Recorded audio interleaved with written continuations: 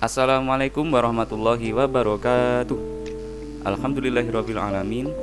Kami dari kelompok 10 yang beranggotakan saya sendiri, yaitu Rizky Syahrul Ramadan, dan juga rekan saya Nur Fatimatul Zahra. Kami akan mempresentasikan hasil penelitian kami dengan judul Analisis Kritis Alat Pencapaian Kebenaran dalam Filsafat Ilmu.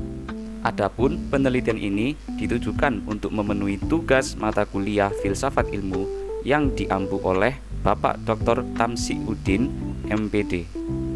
Baik, langsung saja saya akan mempresentasikan materi pembukaan, yaitu mencari kebenaran, alat, dan filsafat ilmu.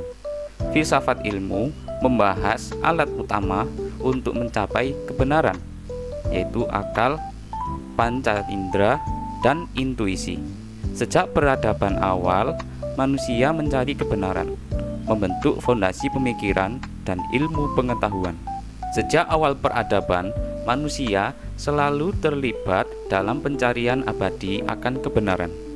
Pertanyaan mengenai hakikat pengetahuan, apa yang kita ketahui, dan bagaimana kita mengetahuinya menjadi fondasi bagi pengembangan atau perkembangan pemikiran, filsafat, dan ilmu pengetahuan.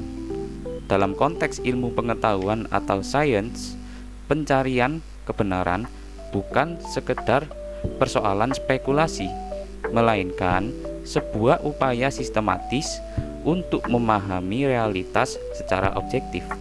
Namun, jalan menuju kebenaran ilmiah tidaklah tunggal. Sejarah pemikiran mencatat adanya perdebatan panjang mengenai alat yang paling absah untuk digunakan. Berikutnya adalah rasionalisme versus empirisme. Adapun untuk rasionalisme adalah akal dan penalaran logis deduktif sebagai sumber utama pengetahuan. Dalam rasionalisme, kebenaran diketahui secara a priori. Contohnya adalah pelajaran matematika. Nah, adapun dalam empirisme, kebenaran itu diperoleh melalui pengalaman indrawi atau a posteriori. Dalam empirisme, pikiran adalah tabula rasa yang diisi oleh data indera. Di satu sisi, kaum rasionalis meyakini bahwa akal atau rasio dan penalaran logis deduktif merupakan sumber pengetahuan yang paling murni. Sedangkan di sisi lainnya, yaitu kaum empiris, berpendapat bahwa kebenaran hanya dapat diperoleh melalui pengalaman indrawi atau empiris dan observasi terhadap dunia nyata. Nah, ketegangan antara dua kutub ini melahirkan sebuah sintesis yang kini kita kenal sebagai metode ilmiah. Akan tetapi, metode ini pun terus mengalami penyempurnaan.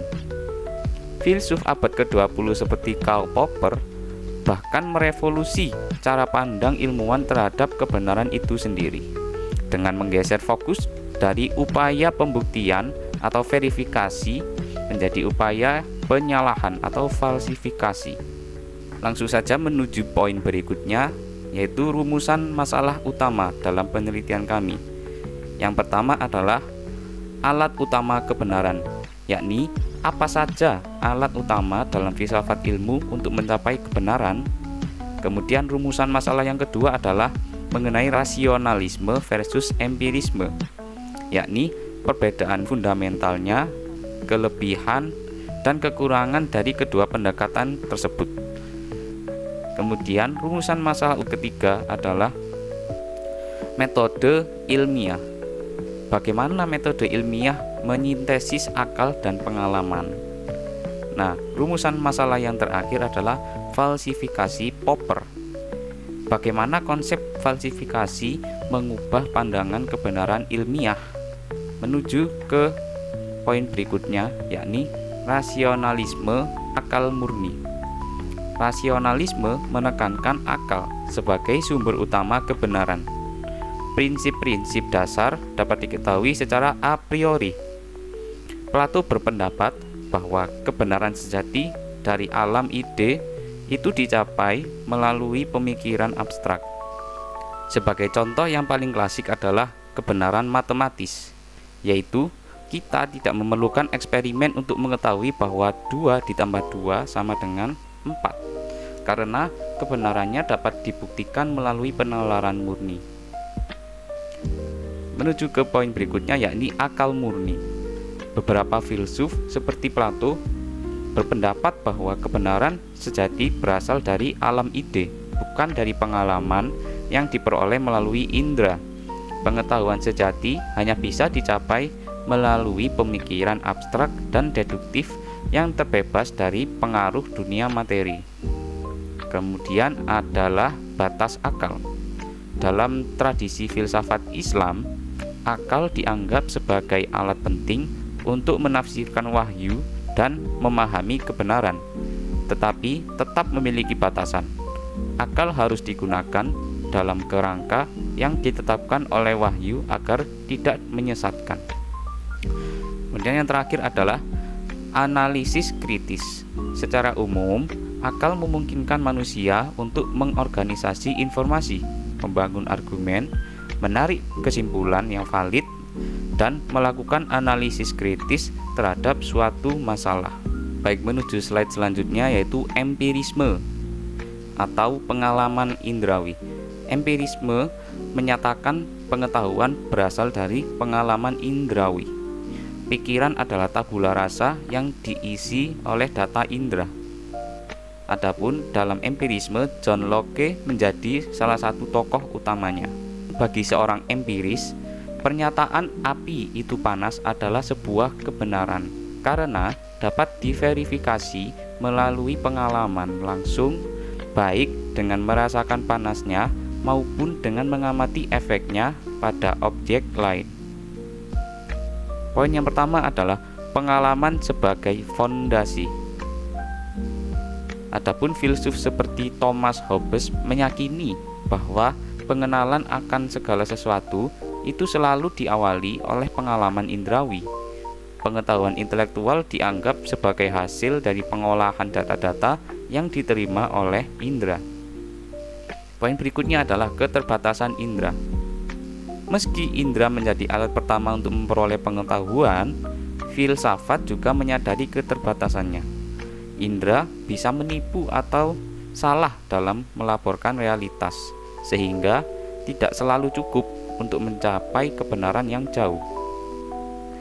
Untuk mencapai kebenaran yang utuh, akal perlu mengolah dan mengevaluasi data indrawi tersebut untuk membedakan kebenaran dari apa yang tampak saja.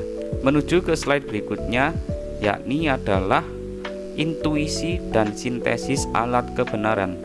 Jadi di sini ada 2 poin, yaitu intuisi dan sintesis alat kebenaran. Intuisi adalah kemampuan untuk memahami atau mengetahui sesuatu secara langsung tanpa melalui penalaran yang sadar. Intuisi seringkali digunakan dalam pengambilan keputusan, terutama ketika data empiris terbatas. Intuisi memungkinkan manusia untuk memproses pengalaman dan emosi secara cepat untuk mendapatkan pemahaman tentang langkah yang harus diambil. Dalam konteks filsafat religius, intuisi dapat dipahami sebagai ilham atau petunjuk langsung dari Tuhan yang diterima melalui hati yang suci. Intuisi dalam pandangan ini melengkapi akal dan indera sebagai sarana untuk mencapai kebenaran yang bersifat spiritual. Yang berikutnya adalah sintesis alat kebenaran. Banyak tradisi filsafat tidak menganggap akal, indera, dan intuisi sebagai alat yang saling bertentangan, melainkan sebagai bagian yang saling melengkapi dalam mencari kebenaran. Para filsuf modern dan Islam seringkali melihat keduanya sebagai saluran epistemologis yang berbeda, tetapi saling terhubung. Orang dewasa misalnya, tidak hanya mengandalkan indera seperti anak kecil, tetapi menggabungkan semua sarana yang ada untuk memperoleh pengetahuan yang lebih lengkap. Beberapa pandangan menempatkan alat-alat ini dalam kerangka metafisika yang lebih luas lagi. Sebagai contohnya, panca indera dalam pandangan Islam dipandang sebagai anugerah dari Allah Subhanahu wa taala. yang validitasnya terhubung dengan dimensi metafisik. Menuju ke slide berikutnya, yakni teori kebenaran. Filsafat juga membahas kriteria validitas pengetahuan yang terdiri dari korespondensi, koherensi, dan pragmatis. Adapun teori korespondensi, kebenaran adalah kesesuaian antara pernyataan dan fakta nyata. Kemudian untuk teori koherensi, itu menyatakan bahwa kebenaran adalah konsistensi atau keselarasan suatu pernyataan dengan pernyataan lain yang sudah dianggap benar dalam suatu sistem. Kemudian yang terakhir adalah teori pragmatis. Teori pragmatis ini menyatakan bahwa kebenaran adalah hal yang berguna atau memberikan manfaat praktis bagi manusia. Menuju ke slide berikutnya, yakni metode ilmiah, sintesis akal, dan pengalaman. Metode ilmiah modern dapat dipandang sebagai sintesis yang mendamaikan pertentangan antara rasionalisme dan empirisme. Metode ini mengintegrasikan kedua pendekatan dalam sebuah kerangka kerja yang sistematis dan terstruktur, yang umumnya meliputi langkah-langkah berikut, yakni yang pertama adalah observasi. Observasi ini yaitu mengamati fenomena di dunia nyata. Bisa disebut sebagai empiris karena menggunakan salah satu indera manusia, yakni penglihatan. Langkah berikutnya adalah hipotesis, merumuskan penjelasan atau dugaan yang logis mengenai fenomenal tersebut, atau bisa disebut juga dengan rasional karena menggunakan dugaan logis atau secara rasio. Yang ketiga adalah prediksi, yaitu menurunkan konsekuensi logis yang dapat diuji dari hipotesis. Ini juga termasuk ke dalam ranah rasional. Yang keempat adalah eksperimen atau verifikasi, yaitu melakukan pengujian untuk melihat apakah prediksi kita itu sesuai dengan kenyataannya, termasuk dalam ranah empiris. Dan yang terakhir adalah teori. Jika hipotesis berhasil melewati berbagai pengujian, maka ia dapat diangkat menjadi teori ilmiah. Adapun pembahasan berikutnya yakni falsifikasi atau batas pembeda ilmu pengetahuan. Falsifikasi diperkenalkan oleh Karl Popper. Falsifikasi ini adalah sebuah kriteria untuk membedakan sains dari non-sains. Menurut Popper, sebuah teori atau hipotesis bersifat ilmiah jika ia berpotensi untuk disalahkan atau falsifiable. Artinya, harus ada sebuah kondisi atau eksperimen yang jika terjadi akan secara definitif menggugurkan teori tersebut. Teori yang baik bukanlah teori yang tidak pernah salah, melainkan teori yang berani mengambil resiko untuk disalahkan. Menuju ke slide berikutnya, yakni paradigma dan revolusi ilmiah dari Thomas Kuhn. Thomas Kuhn melalui karyanya yang monumental The Structure of Scientific Revolutions tahun 1962 menawarkan sebuah perspektif yang berbeda secara radikal dari pandangan Popper. Alih-alih melihat kemajuan sains sebagai proses linear dan falsifikasi yang berkelanjutan, Thomas Kuhn berpendapat bahwa sains bergerak melalui fase-fase pergeseran dramatis yang ia sebut sebagai revolusi ilmiah. Menurut Kuhn, pada periode tertentu, sebuah komunitas ilmiah bekerja di bawah payung paradigma yang sama. Paradigma adalah sebuah kerangka kerja konseptual yang mencakup teori-teori fundamental, hukum, asumsi, dan teknik-teknik yang diterima secara luas. Dalam fase ini, yang disebut sains normal, tugas ilmuwan bukanlah untuk menguji atau meruntuhkan paradigma tersebut, melainkan untuk memecahkan teka-teki atau puzzle solving di dalam kerangka yang sudah ada. Namun, seiring waktu akan muncul anomali atau hasil-hasil eksperimen atau observasi yang tidak dapat dijelaskan oleh paradigma yang dominan. Jika anomali ini terus menumpuk dan tidak dapat diselesaikan, komunitas ilmiah akan memasuki fase krisis. Krisis inilah yang kemudian memicu lahirnya paradigma-paradigma baru yang bersaing. Puncaknya adalah sebuah revolusi ilmiah, di mana paradigma lama digantikan sepenuhnya oleh paradigma baru yang lebih mampu menjelaskan anomali-anomali tersebut. Contoh klasiknya adalah pergeseran dari paradigma geosentris atau Ptolemaic yang menempatkan bumi sebagai pusat alam semesta menuju ke paradigma heliosentris atau Kopernikan yang menempatkan matahari sebagai pusatnya. Adapun untuk poin-poin selanjutnya akan dilanjutkan oleh rekan saya, yakni saudari Nur Fatimatul Zahra. Kepadanya dipersilakan. Alat mencapai kebenaran ilmiah, mengeksplorasi perdebatan filosofis tentang bagaimana sains menemukan kebenaran. Rasionalisme dan empirisme. Rasionalisme murni, ilmu beresiko menjadi spekulasi logis yang terputus dari realitas fisik. Empirisme murni, ilmu terjebak masalah induksi, observasi tak pernah lengkap untuk kesimpulan universal. Metode ilmiah memiliki 3 solusi elegan.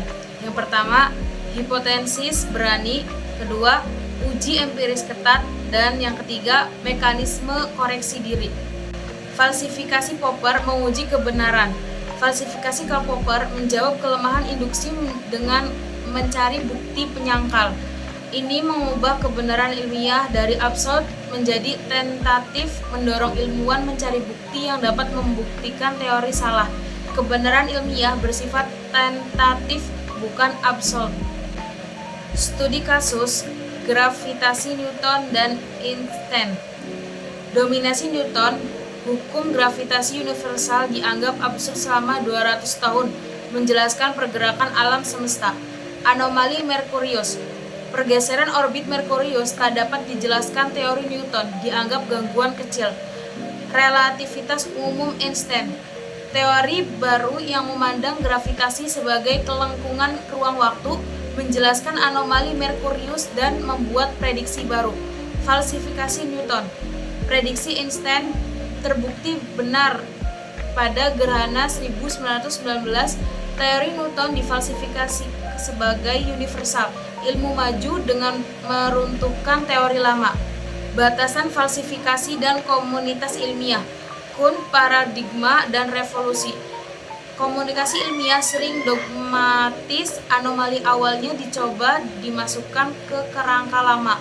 Revolusi ilmiah karena faktor sosiologi atau psikologis. Lakatos program riset, ilmuwan memodifikasi hipotesis di sabuk pelindung. Falsifikasi pada level program riset, bukan teori individual.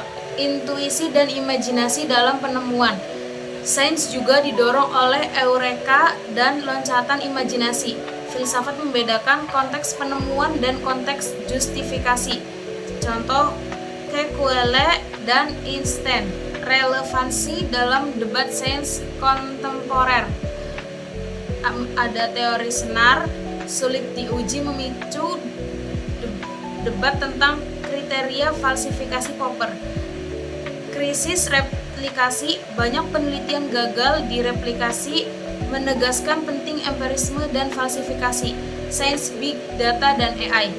AI menemukan korelasi, menantang validasi pengetahuan dari kontak hitam AI. Sintesis akhir spektrum alat kebenaran. Tidak ada satu alat tunggal, kebenaran ilmiah dicapai melalui spektrum yang saling melengkapi, yaitu rasionalisme, program Lakatos, empirisme, falsifikasi, dan paradigma Kuhn. Kesimpulan dan saran. Kesimpulannya, pencarian kebenaran ilmiah adalah proses dialektis kompleks. Rasionalisme, empirisme, falsifikasi Popper, serta pemikiran Kuhn dan Lakatos semua berkontribusi. Intuisi dan imajinasi juga krusial. Perdebatan ini relevan untuk tantangan sains modern. Saran, pembaca disarankan melihat berbagai aliran pemikiran sebagai pelengkap, bukan peniadaan. Pemahaman holistik akan melahirkan pandangan dewasa dan kritis terhadap ilmu pengetahuan. Penelitian lebih lanjut tentang AI dan kriteria demarkasi sangat menarik.